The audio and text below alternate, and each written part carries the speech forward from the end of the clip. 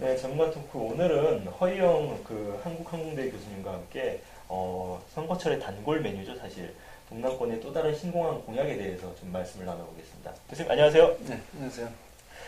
교수님 지금 예전에도 그렇고 항상 선거 때마다 뭐 동남권 신공항이다 무슨 신공항 이렇게 얘기가 항상 많이 나오고 있는데 그 논리 중에 하나가 이제 그런 것 같아요. 다른 나라들도 그렇고 제2의 허브공항은 있어야 돼. 한 나라에 두 개의 허브공항이 좀 있어야 된다. 왜냐하면 전시라는 상황도 있을 수 있고 또 이제 분산돼야 되는 어떤 부산에 있는 사람들이 서울까지 와서 하는 건 굉장히 좀 어렵지 않냐. 이게 또 낭비 아니냐. 그래서 좀 두 개 정도는 있어야 되는 것 아니냐. 이게 강력한 논리인 것 같은데 제2허브공항의 신설 좀 어떻게 저희가 봐야 되는지.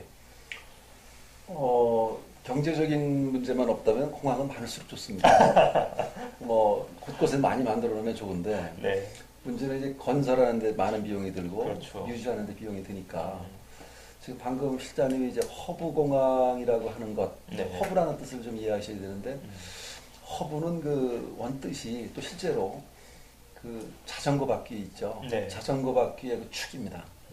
그걸 허브라고 하고 이제 이렇게 바퀴를 연결하는 그 가는 살을 그걸 우리가 스포크라고 하는데 네. 이 허브라는 의미는 허브공항의 의미는 뭐냐면 그 공항으로 와서 갈아타고 가는 거야. 환승이 가능해야. 예, 거기에 전부 모이고 거기서 다시 또 갈아타고 거기서 모여서 새로 분배가 되는 그런 공항을 말하는데 지금 이 허브공항이 우리나라에는 몇 개의 허브공항이 필요하겠는가? 우리 그 지리적인 여건에서는 사실 하나면 충분하고요. 하나면 충분하고. 반면에 이제 미국이라든가 중국이라든가 그런 넓은 영토를 가진 데에는 몇 개의 허브를 두기도 합니다. 중국은 지금 허브를 구성하고 있는 큰 허브가 한 5개 되고요. 미국도 그 정도의 허브가 있죠. 그것은 이제 시장에서 항공사들이 거기에 모여들어야 허브가 되는 것이고 국가가 이걸 허브라고 만들어 놔도 항공사들이 들어오지 않으면 허브가 될 수 없는 것이고요. 세계적으로 우리 같은 조건에서 허브를 2개 가진 나라는 아마 스위스가 유일한. 거기가 제네베아와 쥐리히가 있는데요. 거기 유엔 본부가 있어요. 그러니까 연중 그 트래픽이 많죠. 수요가 충분한. 예, 거기서 유일하게 그 작은 영토에 2개의 허브를 둔 나라는 우리가 스위스를 듭니다. 그러니까 이게 결국 허브공항을 건설하는 게 문제가 아니라 네. 사실 한 공항이라는 것은 어떤 하드웨어일 뿐이고 사실 얼마나 많은 비행기가 오고 네, 또 네. 언제든지 원하는 곳으로 갈 수 있는 그런 이제 입지가 되어야 되는데 그게 현실적으로 좀 어렵다 이제 이런 말씀이시군요. 그러니까 지금 그 공항의 진정한 고객은 누구인가? 공항의 커스터머는 사실 항공사들입니다. 항공사. 예, 항공사들이 거기를 드나들면서 착륙료를 내고 거기에서 또 항공사들이 이익을 내야 그러면 항공사들이 드나들려면은 거기에 화물이나 여객 수요가 있어야 드나들어요. 그러니까 흔히 이제 그 공항을 지어놓으면 온다. 평창 동계올림픽처럼 몰려온다. 그렇진 않아요. 왜냐하면 이 또 대체적인 교통수단이 있거든요. 우리 같은 경우에는 육로가 거미줄처럼 되어 있고 거기에 또 KTX가 지금 호남, 경부를 달리고 있어서 대체적인 수단이 있고 인접한 공항이 또 있다면 허브하는 데는 매우 어렵고요. 우리나라 같은 경우 이제 그 대표 공항이고 세계적인 브랜드를 구축하고 있는 인천국제공항이 있는데 사실은 이번에 이제 그 세계 공항 서비스 평가에서 12년 연속으로 1등이 됐습니다. 독주네요. 근데 하나 이제 우리 국민들이 착각하는 것은 그것은 그 공항 서비스가 1등이라는 거예요. 공항의 경쟁력이라든가 물동량이라든가 운송 실적이라든가 규모, 수용력이죠. 그런 것에서 보면 세계 10위권 밖에 있어요. 굉장히 차이가 있네요. 네, 다만 이 서비스가 좋기 때문에 출입국 절차에 대한 서비스가 좋기 때문에 세계적인 그 브랜드를 구축하고 있죠. 그렇지만 이제 허브공항이라는 그 시장에서 보면 그 지표가 뭐냐면 그 여객이 얼마나 거기서 갈아타느냐 하는 환승률. 또 그 화물이 거기서 얼마나 옮겨 실리느냐 하는 환정률. 그런 점에서 보면은 환정률은 비교적 조금 좋으나 환승률 같은 경우에는 지금 20%를 상회한 적이 없고요. 19%, 18% 최근에는 15%까지 내려와 있거든요. 그러니까 세계적인 두바이 공항이라든가 싱가포르라든가 이런 허브 공항하고 비교하면 사실은 좀 그 어떤 허브 공항이라는 그게 좀 무색하죠. 무색할 예, 정도로. 매우 지금 그 점에서는 어렵습니다. 예. 그 최근 일본도 새롭게 굉장히 예. 환승률이 올라가고 있는 걸로 알고 있는데 이제 예. 일본이나 중국의 부상이 우리에게는 거꾸로 굉장히 큰 위험 요인이 될 수 맞습니다. 있겠네요. 예, 예. 특히 이제 중국이 많이 이제 가져갈 확률이 지금 이 동북아 지역에는 일본의 그 나리타와 하네다, 네. 중국에는 베이징과 상하이, 푸동이죠. 네. 우리 인천공항이 이제 경쟁하는 거, 우리 동북아 지역의 그 허브 경쟁 상대들인데, 재밌는 현상은요, 환승이 한때는 우리가 거의 20%가 육박한 적이 있습니다. 그 이제 중국에서 미주를 가는데, 미국을 가는데, 중국의 여러 지역에서 베이징 와서 갈아타는 것보다는 인천에 와서 갈아타는 게 오히려 쇼핑하기도 좋고, 그러니까 베이징이나 상하이 와서 미국 가는 비행기 타는 것보다는 인천이 좋았고요. 그러다 보니까 환승객이 많이 늘었죠. 특히 많이 늘은 거는 그 일본인데요. 일본 관광객들이었는데 일본이 지리적으로 굉장히 그 산재돼 있죠. 그 수요가. 네. 그러니까 일본이 한 5, 6년 전까지는 나리타만 그 국제선을 집중토록 했어요. 동경에서 가까운 하네다는 국내선에 집중하게 하고 우리나라 같으면 이제 인천공항과 김포공항 김포로. 방식이죠. 이렇게 네. 이원화 시켜놨습니다. 그러니까 그 일본에서 유럽을 가거나 미국을 가는 그런 관광객들이 지역에서 비행기를 타고 와가지고 하네다에 와서 하네다에서 나리타까지 가려면 굉장히 먼 거리입니다. 하네다는 동경 도심에서도 1시간 이상 가거든요. 그러니까 하네다에서 다시 짐을 찾아서 나리타까지 가는 번거로움보다는 바로 그 일본의 지방공항에서 타고 인천공항으로 들어옵니다. 거기서 바로 환승을 하는 거죠. 그런 그 수요가 많아져가지고 한때는 굉장히 인천공항이 좋았습니다. 환승객이 네. 늘었는데, 일본이 정책을 바꿨어요. 그 하네다와 나리타의 공항의 역할 분담을 경쟁체제로 바꿔버렸어요.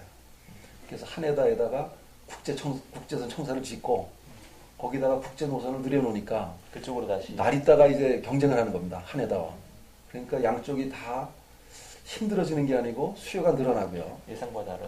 예, 반면에 우리는 그 어부지리로 인천공항은 가만히 앉아서 일본의 환승객들을 받았는데 그 수요가 뚝 떨어졌죠.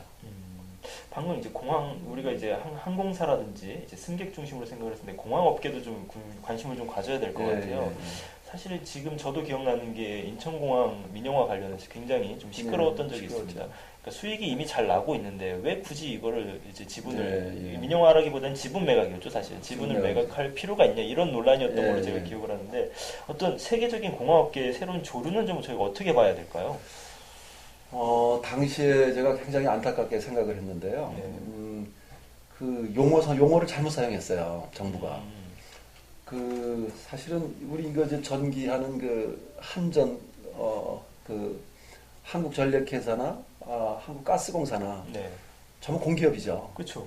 이거는 민영화됐다고 얘기 안 합니다. 네, 지금 한국전력은 상장을 하고 주식의 49%를 지금 민간에다가 매각을 했는데 그렇죠.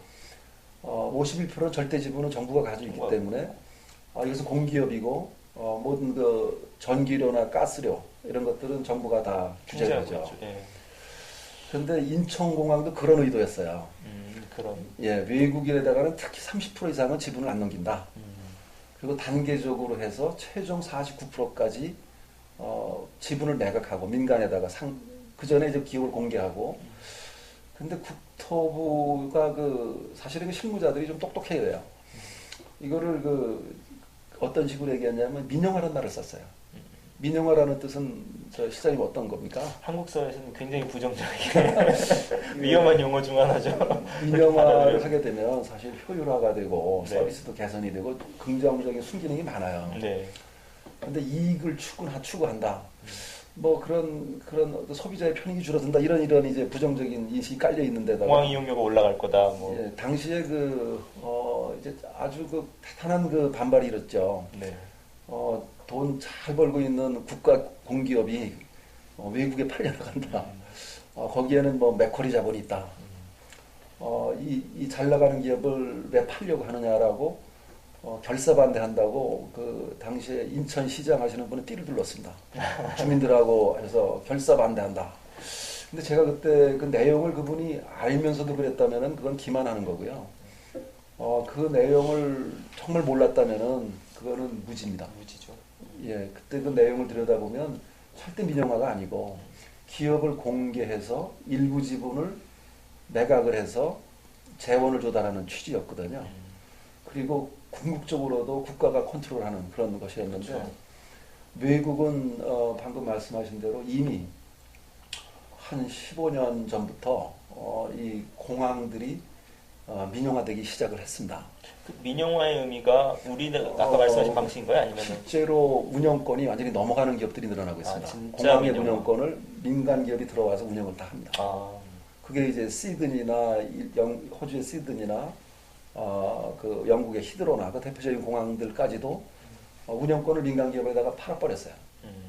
근데 이제 역기능도 나타나고 순기능도 있고 그래요. 그렇죠. 그거는. 모든 것은. 그래서 그것을 이제 계약에 의해서 여러 가지로 하고 있는데 점차 건설에도 그 민간 전문 회사들, 공항 전문 회사들이 나타나면서 전 세계의 시장에 이제 들어가고 있는 거죠. 그룹화되어서. 그러니까 한 나라에만 있는 것이 아니라 여러 나라를 예. 면세점하고 비슷할 수도 있겠네요. 면세점도 맞습니다. 약간 이제 그러니까 대형화되면서 그런 모습이 보이고 있는데. 맞습니다.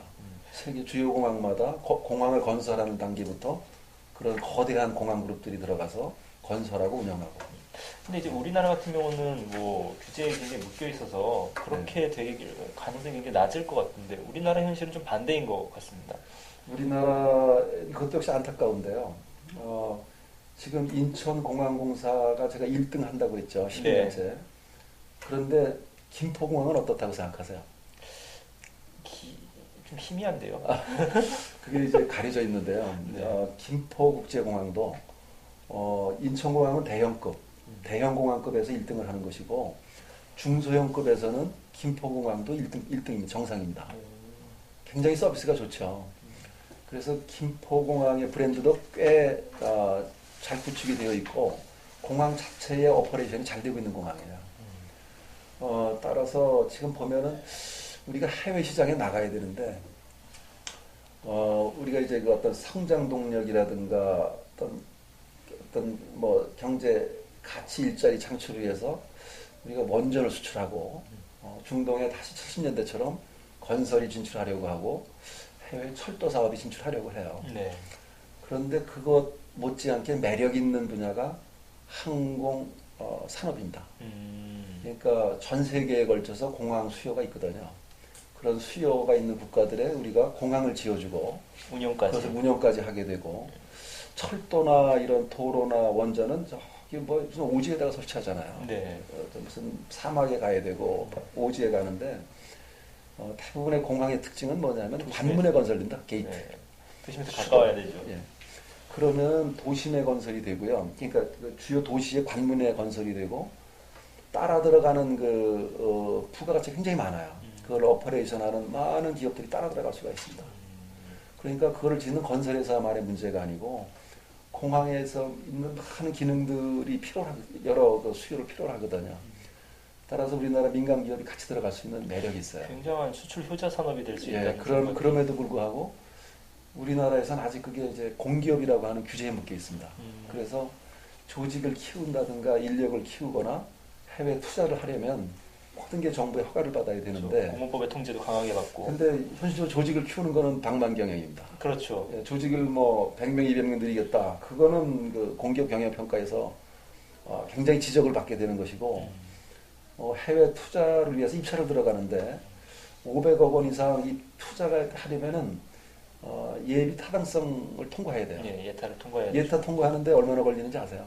한 1년 걸리죠. 길면 1년 걸립니다. 작년에 그 동남권 신공항, 김해공항으로 결정이 난 게 작년 6월인데요. 네. 지난달 말에 예타 통과했습니다. 9달 걸렸습니다. 입찰 끝나고 통과하겠네요. 그렇죠. 그러다 보면 입찰에 참여할 수가 없는 거예요, 현실적으로. 그러니까 해외 진출 자체가 구조적으로 우리나라는 할 수 없게 규제에 묶여 있는 겁니다. 문제네요, 이거. 그러니까 발이 꽁꽁 묶여 있는 거죠. 또 이런 것과는 별개로 대선 때마다 네. 공항은 또 엄청 건설하겠다고 하는 것 같아요. 일본이 사실 공항이 굉장히 많고 문제가 예, 많은 것 예, 같은데 예, 우리도 예. 양양공항이나 이런 거 예, 보면 예. 뭐 고객보다 직원이 더 많다 이런 소문이 많이 있지 않습니까? 그거 사실이죠. 그 어떻게 선거 때마다 나오는데 이거 컨트롤하기는 좀 어려운 것 같아요.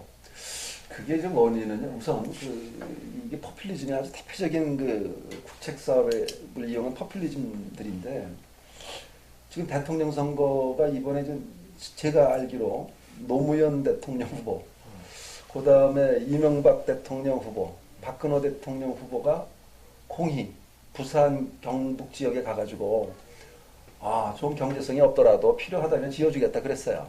표를 생각해서죠. 예. 그런데 새 대선 후보가 공교롭게 다 대통령이 되셨고 노무현 대통령은 검토를 시켰습니다. 검토를 시키고 바로 닫았어요. 발표를 안 했습니다. 그러니까 타당하지 않았던 거죠. 근데 이명박 대통령 때는 그거를 끝까지 한번 해보겠다 하고서 입지 선정까지 갔다가 막판에 도저히 안 되니까 백지화시켰습니다. 박근혜 대통령도 그 공약을 걸고 마지막에 작년 6월에 어떤 결론으로 이르렀냐면 외국에다가 맡겨서 후보 선정을 프랑스 ADP사에다가 네, 외국에 맡겼죠. 20억을 들여가지고 맡겨서 걔네들은 와가지고 그거만 결정했습니다. 미량이냐 가독토냐. 그래서 결정해 놓은 게 이것도 아니고 저것도 아니고 다 타당하지 않다. 김해에 있는 공항을 또 확장해서 그걸로 쓰는 걸로 결론을 냈죠. 그거 하는데 걸린 시간이 10년이 넘은 겁니다. 그리고 할 만큼 다 해본 거죠. 그런데 이번에 모 후보가 대구에서 군공항을 이전하는데 군공항 이전할 때 그것을 관문공항으로 짓겠다 그랬어요. 그러면서 현재 대략 나오는 예산 규모가 8조입니다. 8조. 예. 8조를 약속하니까 부산 지역에서는 또 반발합니다. 우리 가덕도로 기대했는데 기껏해서 그 예산의 절반밖에 안 되는 거 가지고 김해공항에다가 확장한다고 하는데 대구 경북에서는 뭐 이름도 통합이라고 졌습니다. 통합신공항해서 8조를 짓는다고 약속하고 다니니까 이거 되느냐. 그래서 두 지역 간의 싸움이 나고 대구 경북에서는 군위하고 하동이 아니고 또 다른 지역 두 지역에서 서로 경쟁 유치를 벌입니다. 벌써. 벌써. 예. 근데 그게 과연 타당한 일인가? 사실은 성공할 가능성은 제로로 보입니다. 아까 맨 처음 말씀하신 허브로서의 기능을 생각해보면 예. 고객을 여행객을 흡수할 수가 없어요. 구조적으로. 예. 사실은 뭐 부산이라든지 이렇게 지역에 계신 분 입장에서는 뭐 서울까지 가서 타고 가는 게 좀 불편할 수는 있지만 그쪽에 공항이 생겼을 때 성공 가능성은 사실은 굉장히 낮게 보는 거죠. 양양 국제공항처럼 국제공항이라는 이름이 좀 무색할 정도로. 그런데 어쨌든 이 선거 때마다 나오는 게 다 이유는 있는 것 같아요. 표는 확실히 끌어모을 수 있다고 판단하니까 정치인들도 그런 건 선수 아니겠습니까? 근데 이런 거를 컨트롤하기는 좀 어렵지 않나. 이런 장밋빛 공약들을. 그래서 저는 그거를 계속해서 주장하고 있는 게 뭐냐면 지금 구조라면 정부가 다 지어줍니다. 그게 8조가 되었든 뭐 10조가 되었든 다 지어주고 그러니까 투자 재원을 정부가 다 세금으로 넣는 겁니다. 그리고 그것을 운영하는 것도 사실상 정부가 공항공사가 다 운영을 해줍니다. 뭐 유치만 하면 되네요. 이제. 그러니까 지역에서는 갖다 놓기만 하면 하나도 부담이 없는 거죠. 설사 거기에 공항에 찾는 항공사가 없어도 공항을 찾는 지역에서는 부담이 없는 겁니다. 부담은 없고. 예, 이런 구조 속에서는 지금 이런 포퓰리즘적 공약이 나올 수밖에 없죠. 그래서 외국처럼 이것을 민자로 유치하든지 아니면 미국처럼 지자체가 알아서 하든지 그런 방식으로 바꾼다면 얘기는 달라질 겁니다. 지자체가 알아서 한다는 건 뭐 건설비의 일부, 운영비의 일부를 정부에서 투자하고 운영하고 이익도 향유해라. 그런 거죠. 손해 보면 그것도 부담하고. 약간 매칭 개념으로. 그렇죠. 그렇게 되면 책임을 져야 되니까. 그러니까 PPP라 방식이라고 그러죠. 네. 민간하고 정부가 같이 돈을 내서 하든지 외국의 일부 공항들처럼 완전히 민간에다가 짓도록 하면 근데 민간 자본들이 이렇게 함부로 들어오질 않죠. 이익이 안 날 것 같으면 안 들어옵니다. 네. 네. 그런 방안을 그러니까 제도적으로 좀 개선이 되지 않으면 사실 맞습니다. 이 문제는 반복될 수밖에 없는. 그렇습니다. 무책임한 거죠. 지역 입장에서 뭐 당연히 돈 되는데 안 할 이유가 없는 좀 그런 방안인 것 같습니다.